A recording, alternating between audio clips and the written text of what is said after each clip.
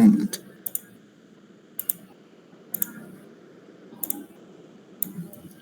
¿Qué pasa? Ok, iniciaremos el curso entonces, ¿no? Ya. Como podemos ver en esta clase, vamos a ver todo lo que son relacionado a lo que es programación orientada a objetos. ¿Qué es la programación orientada a objetos, para empezar? La programación orientada a objetos es un paradigma o, como se le dice, un estilo de cómo programar, o sea, cómo llevar objetos del mundo real a código, como se le diría vulgarmente, ¿ya? ¿Y cómo se hace esto? Esto se hace a través de lo que son llamados clases o plantillas, ¿ya? Acá muy brevemente lo indica, ¿no? En la clase hoy se comentará cómo llevar objetos del mundo al mundo real, a código, es decir, que usaremos un paradigma de programación a través de la creación de estructuras, las cuales llamamos clases, que sirven para modelar dichos objetos. Ya.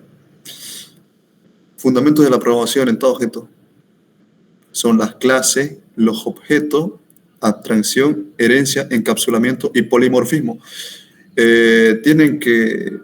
Debemos observar detalladamente en este recuadro. Lo que más detalladamente deberíamos observar serían los 4 pilares fundamentales de lo que es la programación en todo objeto, las cuales son abstracción, herencia, encapsulamiento y polimorfismo.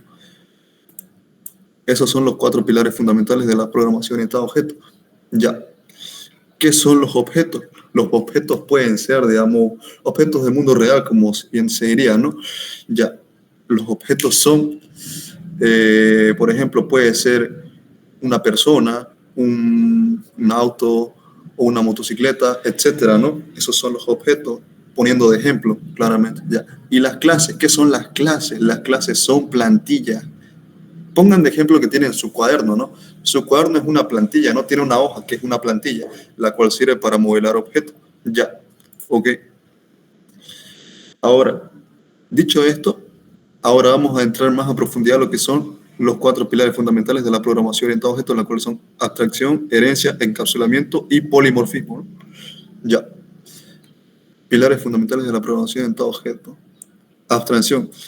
La abstracción es como, por ejemplo, se le dice, este acá es un objeto, nos dijimos un autobús, el objeto autobús. ¿Y qué podemos rescatar del autobús? ¿Qué información relevante tiene ese autobús que otros autobuses lo podemos identificar? A diferencia de otros autobuses. ¿Será que 2 autobuses tienen la misma placa? No, no. Entonces, la abstracción nos indica eso, que a través de información o datos relevantes son lo que podemos abstraer de este objeto. Eso es el principio de abstracción. Ya. Por ejemplo, como les había dicho, la información relevante de un autobús podría ser su placa, su color o el número de llantas. Ya. Eso es lo que lo identifica. Por ejemplo, cuando veamos a un autobús, digamos, o veamos 2 autobuses, sería que ¿será que los 2 autobuses tienen la misma placa? ¿O será que tienen el mismo color? Pueden tener el mismo color, pero no van a tener la misma placa, ¿no? En este caso, el número de llantas tampoco va a ser. Bueno, el número de llantas igual los autobuses tienen 4, ¿no? Ya. Aquí como lo dice, ¿no? Esa es una manera no técnica la cual le he explicado. Ahora, acá lo explico de una manera técnica. La abstracción es el proceso de ocultar los detalles complejos, la implementación y mostrar solo la funcionalidad esencial a los usuarios. O sea, no vamos a identificar este objeto, por ejemplo, como que es el autobús que tiene, por ejemplo, si vemos 2 autobuses, ¿cómo identificaría una persona un autobús del otro? ¿Cómo lo diferenciaría? Por su placa, ¿no? O por su color o por su llanta. No vamos a identificarlo, digamos, una persona no identifica 2 autobuses, digamos, diciendo, no, este autobús tiene 3 asientos, o el otro autobús tiene 5 asientos, así. No, esa información no es relevante para cumplir lo que es el principio de la abstracción. Ya, ahora vámonos con lo que es herencia. Ya, cuando hablamos de herencia, suponemos que nosotros tenemos una clase padre y su clase hija o hijo. Ya. Entonces, ¿qué nos dice la herencia? La herencia nos dice que podemos reutilizar la funcionalidad de la clase padre a la clase hija. Por ejemplo, de esta manera. Supongamos, a ver, de unas personas, digamos que ustedes tienen su padre, ¿no? O hagamos este ejemplo. Ustedes tienen padre o madre, ¿no? Ya. Tienen apellido paterno, materno, ¿no? Ya, ok. Ese apellido paterno, materno, ustedes lo heredan, ¿no? ¿Lo heredan de dónde? De sus padres, ¿no? Es como si fuese algo identificador de su padre, ¿no? O su madre. Ya, en este caso, digamos que este es como si fuese su padre y estos son como si fuesen ustedes, digamos. Un ejemplo no técnico sería eso, ya, igual. Pero para entenderlo de manera más técnica sería herencia. La herencia es un mecanismo que permite a una nueva clase, o sea, clase hija o subclase, o sea, se refiere, por ejemplo, al perro, al gato o a la tortuga. ¿Y cuál es la clase padre? La clase padre sería la mascota. Una mascota puede ser perro, gato, tortuga, ¿no? Ya. Entonces, enseguida, adquirir las propiedades y comportamientos, o sea, atributos y métodos en otra clase. ¿A qué nos referimos cuando decimos atributos y métodos? Atributos le decimos, por ejemplo, este gato tiene un nombre, ¿no? Que se llama gato. Esta tortuga tiene un nombre, bueno, que se llama tortuga. O son mascotas que tienen un nombre, o animales, se les podría decir ya. Tienen nombre, ¿no? Los tres tienen nombre. ¿Qué más tienen cuando hablamos de método? En este caso, el perro puede ladrar, ¿no? El gato puede maullar, la tortuga puede caminar o ocultarse en su caparazón, ejemplo. Ya, eso es, ¿no? Ya. Ahora, en cuanto es encapsulamiento, el encapsulamiento nos dice lo siguiente. Ya. El encapsulamiento es como decir que tratamos de proteger datos o, claro, datos de un objeto para que no puedan modificarse directamente. O sea, por ejemplo, yo soy una persona. ¿Quién puede alterar mis datos? Nadie, ¿no? Nadie, excepto por ejemplo, yo hago una acción, voy y me cambio el nombre. Un ejemplo, digamos, ¿no? Ya. A esos, digamos, solo yo puedo alterar mi nombre, digamos. ¿A través de qué? A través de mis propias acciones o métodos o comportamientos, ya. Eso es lo que se trata el encapsulamiento. Ya. El encapsulamiento agrupa datos y métodos que operan sobre esos datos en una única unidad o una clase. Ya. Ahora vamos a entender lo que es el polimorfismo. Ya. Polimorfismo. Polimorfismo el polimorfismo significa, digamos, como la capacidad de que un objeto pueda tomar, digamos, diferentes formas. Por ejemplo, un coche transporta a personas, ¿no? Transporta a personas, digamos, un ejemplo. El transporte.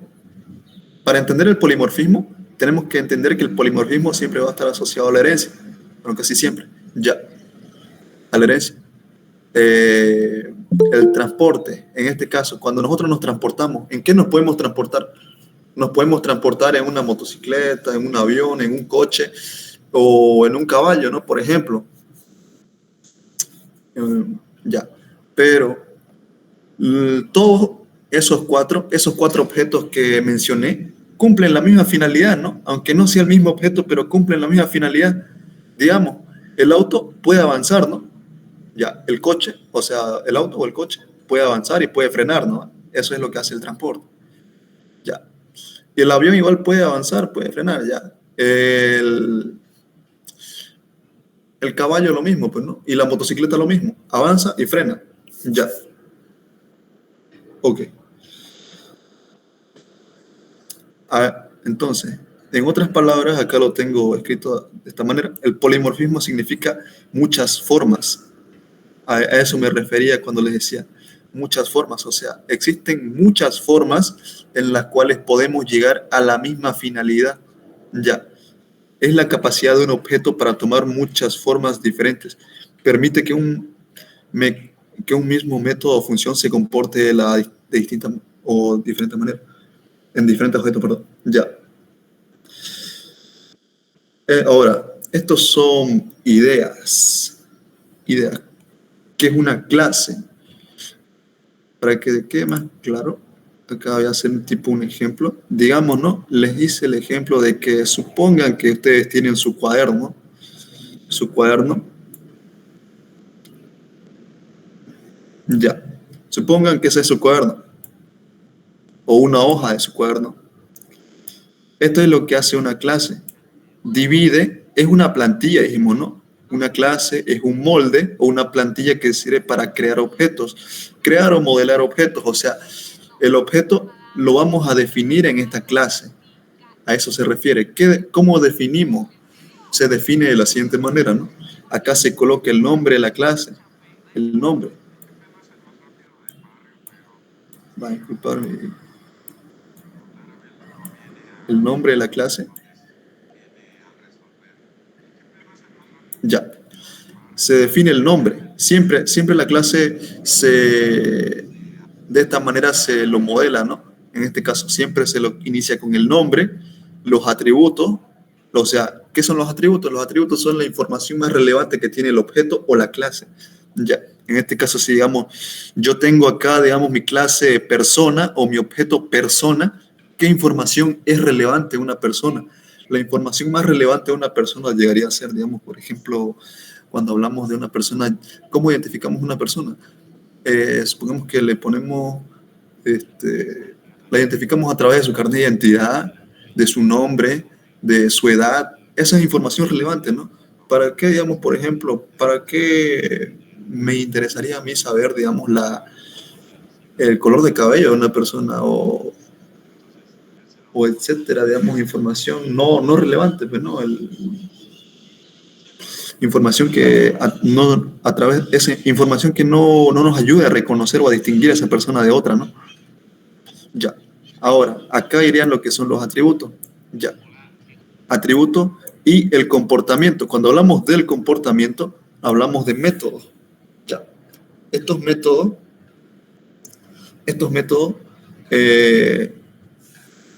pueden ser, digamos, cuando hablamos de método o comportamiento, por ejemplo, supongamos el ejemplo de la persona de hace rato. Ya, ¿qué es lo que la persona realiza a veces? La persona puede caminar, puede correr, cantar o diferentes cosas, ¿no? Ya, eso es lo que realiza una persona. ¿Ok? Puede caminar, correr, cantar o incluso hablar, pero no. Ya. Eso es lo que va en la parte de lo que son los comportamientos. Los comportamientos o los métodos, en pocas palabras, son como acciones o comportamientos, entiéndalo así ya. Eso es lo que es una clase, es un molde para los objetos. Y a través de la clase se trabaja en lo que se modelan, pues, ¿no? Lo que es los objetos al manejar lo que es un lenguaje de programación. Ya. ¿Qué es un objeto? Un objeto es una instancia, una clase. Es una entidad concreta o real que se crea a partir de una plantilla, como ya les había indicado, ¿no? O ya les había enseñado lo que era una plantilla. Ya. Esa plantilla nos ayuda, digamos, a modelar los objetos, como ya les había dicho. Bueno, si ya se quedó muy claro, ¿no? Lo que es una clase, ya lo pueden entender mejor lo que es un objeto. Cuando nos referimos a objetos, nos podemos referir a cualquier tipo de objeto, en este caso, objetos del mundo real o, o incluso personas, ¿no? Cualquier objeto que sea moldeable o tenga información o comportamientos, ¿no? Sí, una consulta. Sí. Buenas tardes, una consulta. ¿El objeto necesariamente tiene que estar atado a una plantilla? ¿Clase? Sí, Gracias, a una clase. porque la clase, o sea, cuando escribas código, en este caso más adelante no vamos a escribir, o sea, ahorita estamos en el módulo de práctica, el módulo de teoría, perdón. Este curso se divide, digamos, en lo que es el módulo de teoría y el módulo de práctica. Terminamos en esto, creo que faltan 3 diapositivas, ¿no? Terminamos el módulo de teoría y vamos a saltarnos al módulo de práctica. Ya. El módulo de teoría solamente es para entender el concepto de lo que es programación orientada a objetos. Ya. En cuanto a la práctica, ahí lo vas a ver más, digamos, lo vas a ver cómo es que funciona la clase, cómo está funcionando el objeto. En sí, el objeto siempre va a estar en la clase. Digamos, un objeto del mundo real que vos querrás poner a una clase, por ejemplo, la persona, ¿no? O el animal, o el perro, todos los objetos del mundo real pueden ser plasmados en una clase.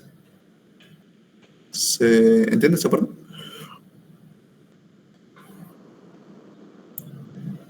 Sí, sí, Ya, me quedaba esa duda nomás. ya, listo, listo.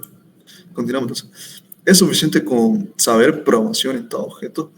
La programación en todo objeto sirve para desarrollar, es como lo habíamos dicho, ¿no? Es un estilo de cómo programar eh, o un paradigma de cómo programamos objetos del mundo real a código, ¿no? Ya. La programación orientada a objetos sirve para crear software de una manera organizada, intuitiva y eficiente, especialmente en proyectos complejos. Pero ¿es suficiente con saber solo programación orientada a objetos para desarrollar software? No, porque también existen otros estilos de cómo programar. Por ejemplo, está la programación funcional, programación orientada a redes, distintos modos o estilos de programar, ¿no? Ya, pero eso lo dejamos para otra ocasión, ¿no? No quiero adentrarme en esos temas. ¿Por qué en este curso, por qué se escogió JavaScript y no otro lenguaje de programación? Ya. JavaScript, como bien acá lo escribí, ¿no? Se escogió por su simplicidad en el manejo de objetos. ¿Por qué JavaScript tiene una simplicidad al manejar objetos? Ya. JavaScript tiene una simplicidad al manejar objetos, ya que, digamos, les voy a explicar rápidamente lo que son lenguajes intérprete o lenguajes más tipados, ¿no? Se podría decir. Un lenguaje intérprete es como, por ejemplo, algo que, ya, para ser más claro, les voy a decir que JavaScript es un lenguaje de alto nivel. O sea, ¿a qué me refiero como que es de alto nivel? O sea, que es más comprensible para para las personas cuando recién inician. Por ejemplo, es como, por ejemplo, creo que el lenguaje más simple de aprender es el español, supongamos. Y uno de los lenguajes más difíciles de aprender es el inglés, digamos. Idiomas, perdón. Ya, supongamos, es un ejemplo. Ya. En este caso, JavaScript vendría a ser como un lenguaje de alto nivel, o sea que es más entendible para las personas eh, entenderlo. Ahora, supongamos que en el caso de C++, Pascal, COBOL o otros lenguajes que son de bajo nivel, son más cercanos al software porque ya digamos su manera de escribir código es más estricta. En cambio, JavaScript no maneja esa forma estricta, no es muy estricto al momento de escribir código. O sea, incluso pueden haber cosas incoherentes que se pueden hacer en Java que no son convencionales, ¿no? Ya. Incluso ustedes dirían, no, no se puede sumar pera más manzana, ¿no? Pero en JavaScript lo van a ver algo como que incluso ustedes se van a sorprender, digamos. Ah, se había podido sumar pera más manzana, digamos. Ya luego lo vamos a ver eso ya cuando estemos en el módulo de práctica. Ya. Pero hay un poco de cosas incoherentes. Por eso es que es considerado un lenguaje de alto nivel o un lenguaje intérprete. O sea, cuando me refiero al lenguaje intérprete, quiero decir como, por ejemplo, yo tengo acá, yo soy digamos. Supongamos un ejemplo. Yo soy esta personita. Ya. Este es un traductor. Y este.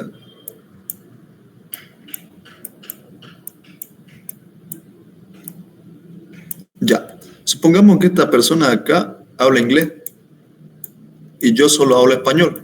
Un ejemplo. Ya. Yo para comunicarme con esta persona que habla inglés, con esta de acá, necesito saber inglés, bueno, ya. Pero yo no sé inglés todavía. Supongamos, ya. Supongamos que así estoy dando un ejemplo de cómo lo podrían entender mejor lo que son los lenguajes intérpretes. Ya, ya. Supongamos que yo no sé inglés, me trato de comunicar con esta persona que habla inglés, de hecho, Ya, pero ¿cómo me comunico? A través de un traductor, ¿no? Digamos que esta persona es como un intermediario que me traduce lo que esta persona está diciendo. Ya. Y esta persona lo traduce, ya, recién me lo dice, ¿no? Eso es lo que es como, así es como más o menos se comporta lo que es la sintaxis o la manera en la que JavaScript entiende lo que son el código, pues, ¿no? En cambio, cuando es lenguaje de más bajo nivel, es como si hubiese una comunicación más directa con el software, digamos, o con el sistema. Ya. A eso me refiero con lenguajes intérpretes. Ya. Ahora, nos quedamos acá, ¿no? En el cual también nos permite entender el mecanismo interno de la programación en todos objetos y además el tener una gran comunidad de desarrollo y recursos de aprendizaje, ¿no? JavaScript es como que JavaScript es más usado para lo que son desarrollos web o realizar aplicaciones web, ¿no? Porque JavaScript vive, digamos, en la nube. Eso ya sí los invito, ¿no?, a que puedan investigar eso. Ya. Ok. También, como por ejemplo otros lenguajes tienen otra finalidad. En el caso de JavaScript es con la finalidad de trabajar en la web, ¿no? Ya. Es lo mismo JavaScript y Java. De seguramente algunos han escuchado Java y JavaScript, ¿no? No, no es lo mismo, pues, ¿no? No. Esta es una comparación entre código Java, el de acá, el de la izquierda, es código Java, y el de la derecha es código JavaScript, ¿no? Ya. Ahora, como pueden notar, esta es la sintaxis de Java, que no es lo que vamos a ver en el curso de hoy. Vamos a ver lo que es sintaxis JavaScript. Como pueden ver, la sintaxis JavaScript, perdón, es más simple y es más entendible a lo que es el lenguaje humano. Es más entendible, ¿no? Esto es, por si acaso, esta es una clase que nos sirve para modelar el objeto que es la persona, ¿no? Ya. Igual acá en Java tenemos igual lo que es una clase persona, que está siendo modelada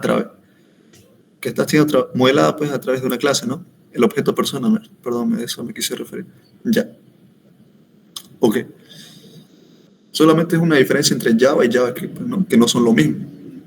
JavaScript es un lenguaje de alto nivel y Java es un lenguaje entre medio y bajo nivel, ¿no? Ya. ¿Qué es lo que se aprenderá con JavaScript en este curso?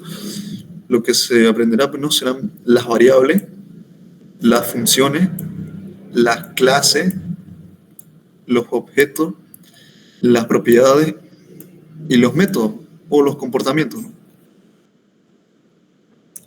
Ya. Tipos de datos y su declaración. Tipos de datos primitivos y tipos de datos compuestos. Cuando hablamos de tipos de datos primitivos, queremos decir que son declarativos o podemos asignarle nosotros un valor a lo que es la variable, ¿no? Ya, en este caso, el número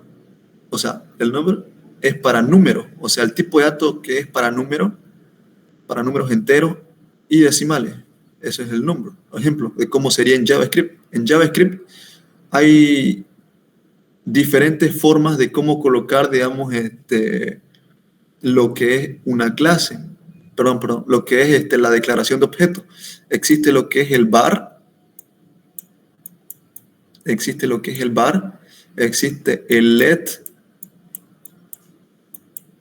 let y el const. ¿Cuál es la diferencia de estos tres?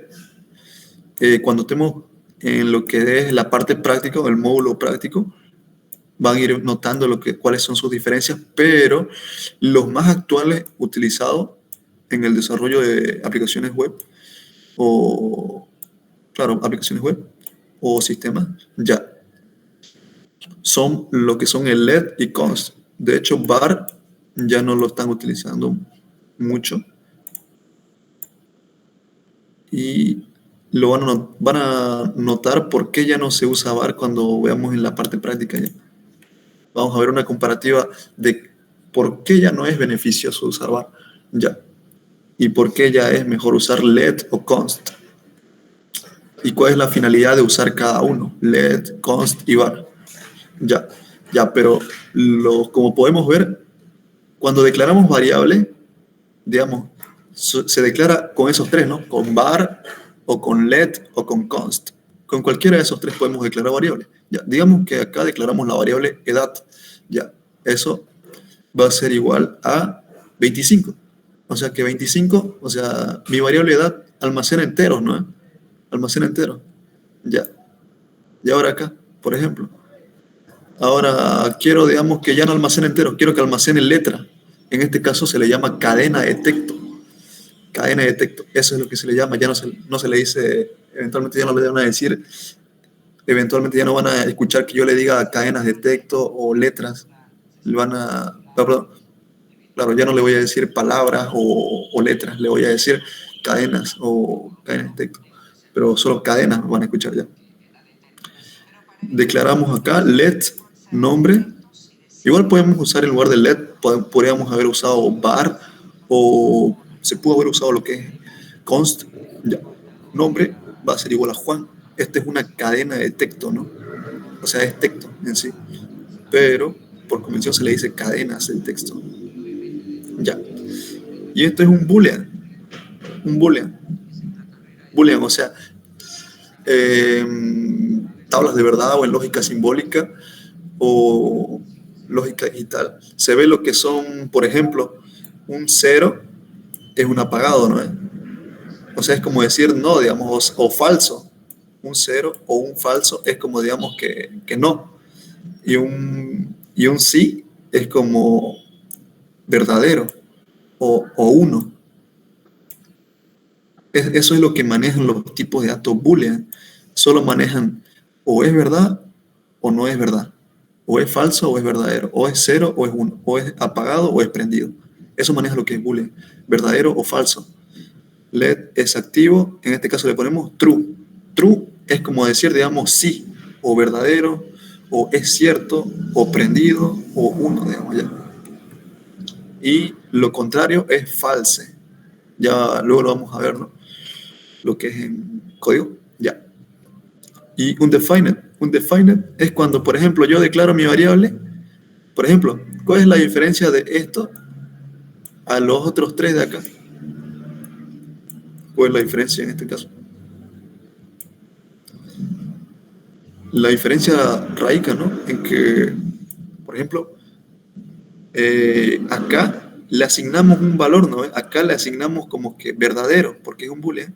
Acá le asignamos Juan, porque es una cadena de texto. Acá le asignamos 25, porque es un entero.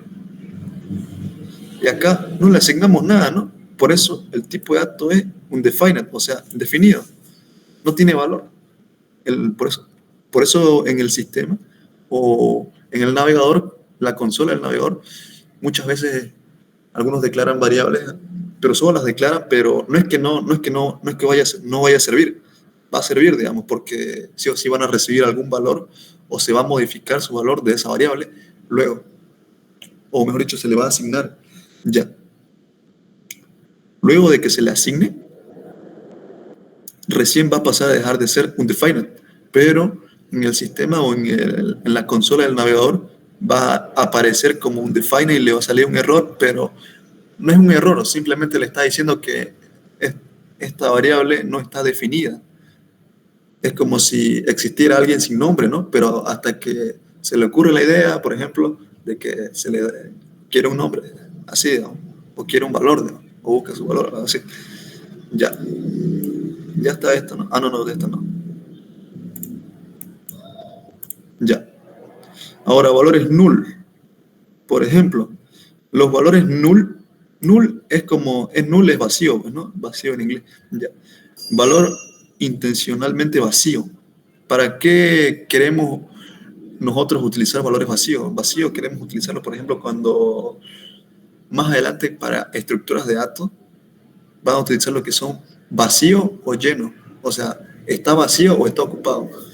Esto nos sirve como para decir el espacio de la memoria, porque todos los lenguajes de programación ocupan lo que es su espacio y memoria de su computadora, ¿no? o todo lo que es consume lo que es su sistema operativo o algo así. Ya. Symbol, symbol, identificadores únicos. O sea, nosotros podemos declararle como, por ejemplo, les había indicado, ¿no? ¿Cuál podría ser un identificador único de una persona? El carnet, ¿no? En este caso. Nosotros podemos identificar una variable para que esta variable sea única, tenga un valor único. O sea, no van a poder existir otros valores, no van a poder existir otros valores para esta variable. O sea, otros valores que sean iguales. Ahora, big int. Big es como grande, ¿no? Y int es entero, pues, ¿no? Es un tipo de dato entero grande, ¿no? Ya. Son números muy grandes acá, como le decía. Ya. Acá declaramos con LED otra vuelta. Y esta variable es independientemente de nosotros, ¿no? El nombre de la variable. Acá le podemos poner número grande, ID, o resultado, valor. Ya. Acá, como podemos ver, big int almacena valores muy grandes, ¿no? Ya. Esos son los tipos de datos primitivos. Ahora vamos a centrarnos en lo que son los tipos de datos compuestos. Ya. Los tipos de datos compuestos son como un ejemplo podría ser los objetos. Los objetos.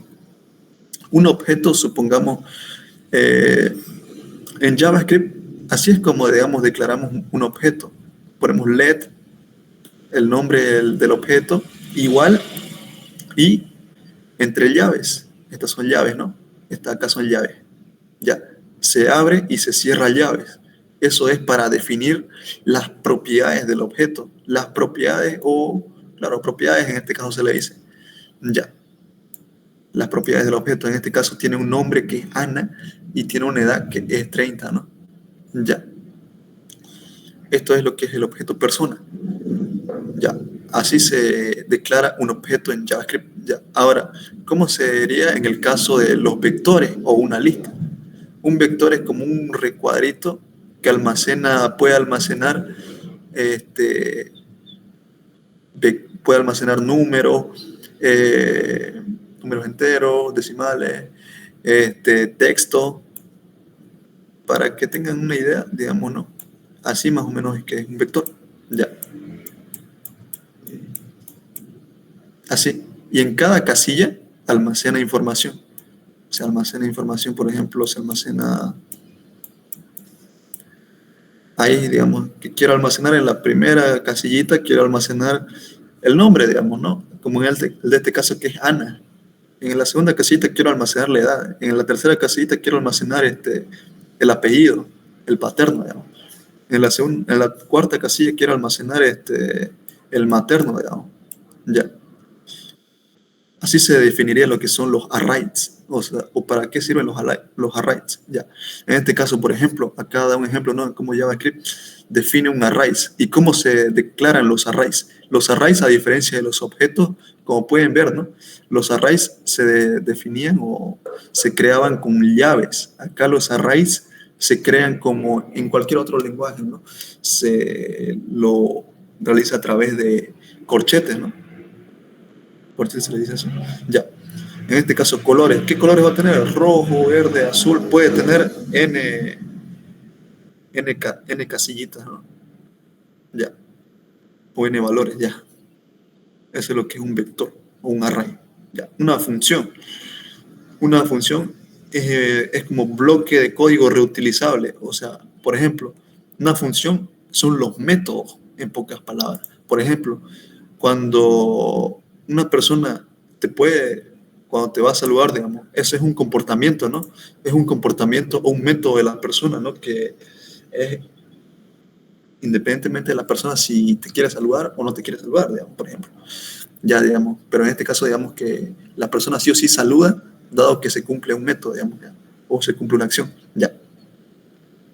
Bloque de código reutilizable.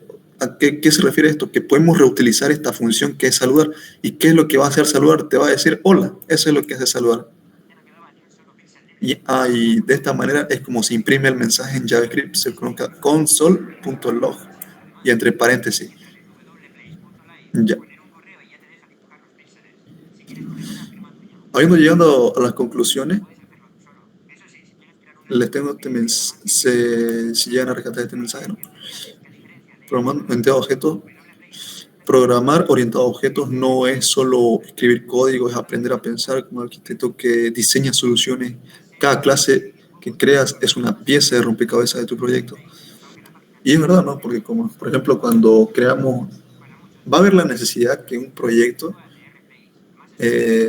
nosotros requeramos funciones, métodos, y esas funciones, métodos son parte de una clase, ¿no? O sea, son parte de objetos. Por eso es que dice, cada clase que creas es una pieza del rompecabezas de tu proyecto. Ya. Habiendo visto esto, ¿no? Hemos visto los cimientos teóricos de la programación en objetos. Ahora no vamos a pasar, pero no al módulo de práctica o a lo que es código real. Ya. Ahora sí.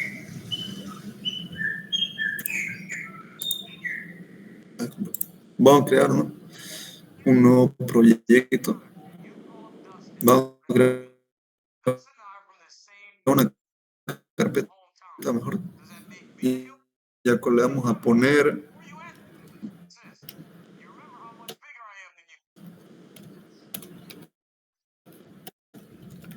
Corsa, JavaScript.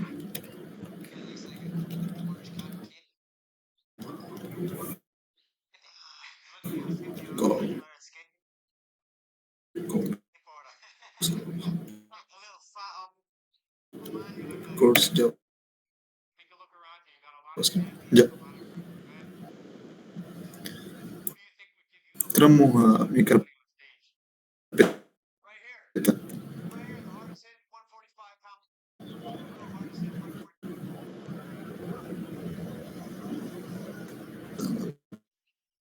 ¿Qué se pasó?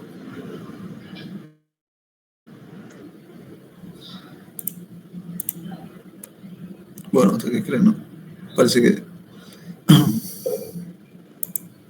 Ya, listo. Copiamos la dirección, ¿no? Copiamos la dirección de lo que la carpeta que hemos creado. Ya.